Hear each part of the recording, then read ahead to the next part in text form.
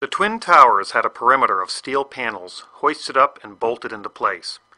Each panel had 3 box columns about 14 inches square, cross-connected by spandrel plates. After the plane hit, the fires were burning out and cooling down. The flames on the south tower, which appear to be getting lesser and lesser, is where the smoke is getting progressively lighter and lighter, indicating that the fire officials are getting closer to putting this fire out. But then, about 7 minutes before its final destruction, almost an hour after the plane hit, molten metal was seen coming out of the northeast corner near the 80th floor. The red-yellow metal poured from the tower along with a shower of sparks, and looked like steel in a foundry. And there were many eyewitnesses that described molten steel. You'd get down below and you'd see molten steel running down the channel rails. Later, we learned of very small spheres of iron found all through the dust. That iron must have been molten, allowing surface tension to pull it into those spheres. NASA took photos indicating very high temperatures days after the event, and Firewise professors were perplexed by melting of steel beams. And so we have direct video evidence, eyewitness accounts, forensic evidence, photographic evidence, and tangible evidence all corroborating temperatures high enough to melt steel. The media told us the intense fire, more than the impact, caused the towers to collapse. It melted the structural steel. But there's a problem. Office and open-air jet fuel fires cannot melt steel. The National Institute of Standards and Technology said that the maximum air temperatures was about 1800 degrees or 1000 degrees colder than what's needed to melt steel. So what can melt steel and explain all the evidence? Independent scientists began to piece that evidence together, and they suggested some type of thermitic material must have been used as part of the tower's demolition. Thermite is a mix of iron oxide and aluminum, and thermate is a mix of thermite, barium nitrate, and sulfur. But NIST ignored much of the evidence of molten iron or steel. They provided their own theory for that yellow metal pouring from the tower. NIST understood that molten aluminum is silver, not red-yellow.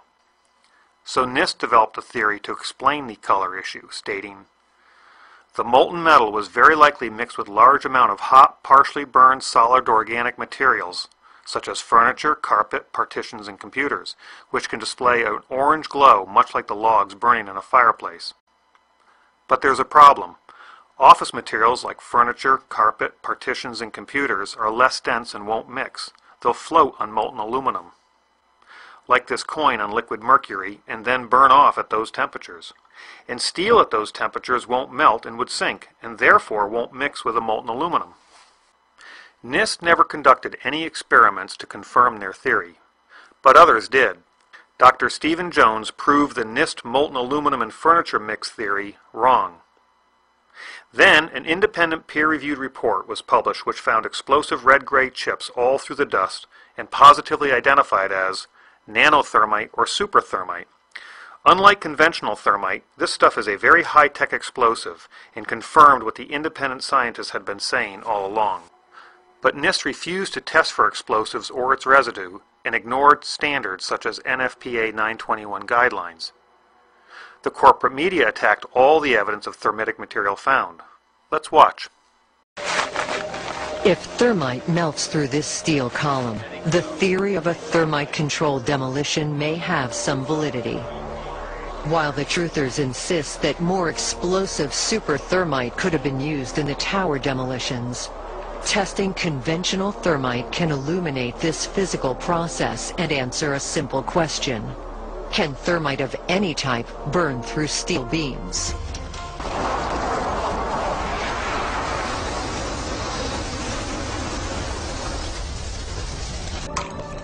Despite 175 pounds of thermite packed around the steel column, it remained undamaged. Mythbusters says, the events of 9/11 will not be allowed to be debated and discussed. And they barely managed to melt through the roof of a car with a half a ton of thermite. And the debunking websites say, the thermite would have also needed to cut sideways. Not an easy feat for thermite. You see it's a powder which burns chaotically, maybe with some device, but no working device has been proven to me to work to cut a vertical column. So we are led to believe that thermitic material cannot melt steel, cut steel horizontally or vertically, and would take massive amounts to do any real damage. So who's right in this great thermate debate? NIST and the media? Or the independent researchers and scientists who stand nothing to gain? It's time we conduct our own experiments to answer these questions. Can thermitic material melt steel? Can it cut horizontally or vertically? And does it take massive quantities to do any real damage? Many wide-flanged beams were also used in the construction of the towers, connected in a variety of ways. Could thermite cut or weaken such a connection? Using the same beam from my eutectic steel video and another 12-inch beam, I proceeded to make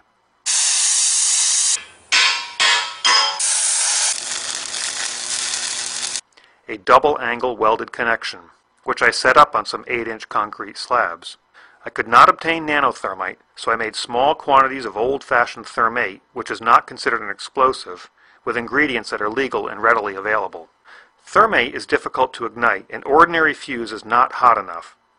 But a magnesium strip, which burns white hot, will ignite the thermate giving off heat and white smoke. NIST mentions bright white flames. Almost immediately, a bright spot appeared at the top of the window on the 80th floor. An unusual flame is visible within this fire. The upper photograph of a very bright white flame stands out. And let's listen to an eyewitness who was there. I was on the 81st floor. Tell me what you saw and heard. I had 40 people in there, just an explosion. There's a light flash out my window, my whole doorway to the entrance of my office blew open. Could these white flashes be some sort of igniter for the thermitic material? In addition to giving off heat and white smoke, thermate produces lots of small spheres of iron. These iron spheres are a natural byproduct of thermate and not from any steel. Just like those iron spheres found all through the dust. I'm an engineer who designs and builds things, and I'm certainly no explosive expert. My first problem was to find a container that could hold the thermate long enough to melt the steel while not melting itself. I didn't think that steel would work as a container, so I had to improvise using some normal roof tile that I cut in half. I then had to devise a way to hold it against the connection. I used strong magnets and a spring tooth from a hay rake to press 5 pounds of thermite on each side of the double angle connection. I lit the thermate. And it did absolutely nothing to the steel connection. Maybe thermate cannot melt steel, and maybe National Geographic was right. But the steel did not melt, meaning that perhaps a container could be made out of steel after all. Using an ordinary steel box tube, I had a slot milled along one edge. Welding the bottom and using clamps on the top to hold the powdered thermate in, I bolted it to a steel beam vertically. I called this device my thermitic box cutter. With only 1.5 pounds of thermate, or less than 1/100th of what the National Geographic experts used for their experiment.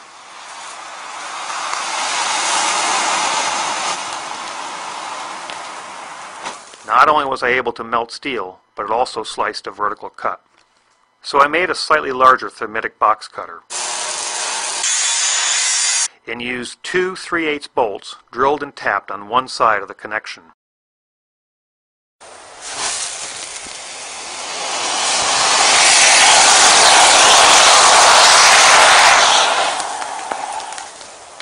It only took a slight twist to break it completely off. I noticed as the thermate burned, it tended to lose its cutting power, perhaps because it could expand into the area where the box cutter previously burned. So I built a piston-driven box cutter using a compressed car hatch piston.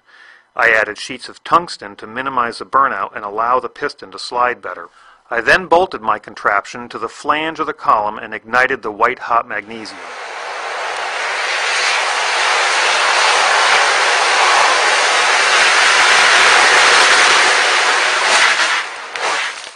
It appears that not only can thermate melt steel, but it can also cut vertical columns. So why bother to use incendiaries like thermate and not high explosives? I think it's all about keeping things quiet before the main event. Using thermate may take longer to weaken such large columns in the towers, which may be why we see the molten steel several minutes before its final destruction. Here is less than 1 3/4 pounds of thermate, or 1/100th of what National Geographic used, quietly burning. And here is less than 4 pounds of thermate focused on the web of a wide flange.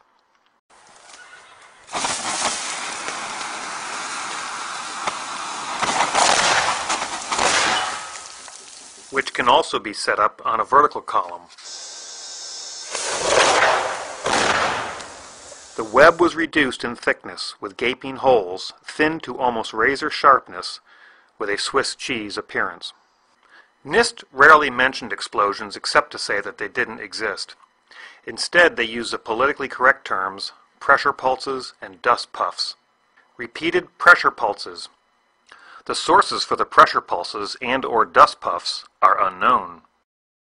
The series of pressure pulses. Perhaps we are seeing a pressure pulse in this video. Rather than using a mechanical piston to maintain volume, I segmented my box cutter with steel plates hoping to get a more uniform burn, but got some unexpected results. Can thermate make pressure pulses and or dust puffs? I guess it can. But why waste all that thermate and energy cutting the columns? Why not attack the weakest areas instead? Can thermate cut bolts? I guess it can. But what if just the head of the bolt is exposed rather than the nut and the threads? Can thermate be configured to cut just the bolt head?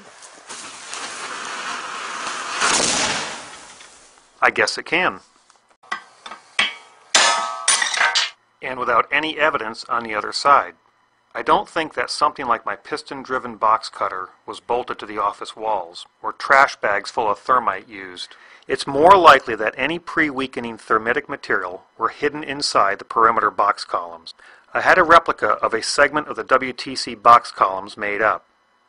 And like the Trade Center iron workers, I bolted the segments together. It made 2 sets of my 2 bolt blasters, placing them in the access hole. Let's listen to another eyewitness. Like, it sounded like gunfire, you know, bang, bang, bang, bang, bang, and then all of a sudden, 3 big explosions. Is it even possible that thermate could do this? I guess it is. I made a 4-sided box cutter split in 2 pieces so they could be inserted inside the column. I held it up on the burnt-out bolt blasters and thought I could hold it down with magnets. Let's see what happens. I think my box cutter blew about 30 feet up, consuming valuable energy and trimming my tree in the process. Nevertheless, the inside of the column was cut about 3/4 of the way through. Were thermitic devices or maybe explosive nanothermite sprayed inside those box columns? I'm not sure. And I'm not sure why this handhold is so large. Or why the side of this box column looks like it's blown outward. Or why 3 columns have a more intense glow, followed by 6 columns that don't, followed by another 3 that do. But I have an idea. But I do know that it's impossible for jet fuel or an office fire to melt steel or iron, which means the official story is wrong. Yet despite all the overwhelming evidence of explosions in molten steel, some people will still believe that this is aluminum and believe Building 7 fell naturally from an office fire. But those people will believe anything. Meanwhile, the government lies while the media hides the truth about 9/11. Can thermite of any type burn through steel beams?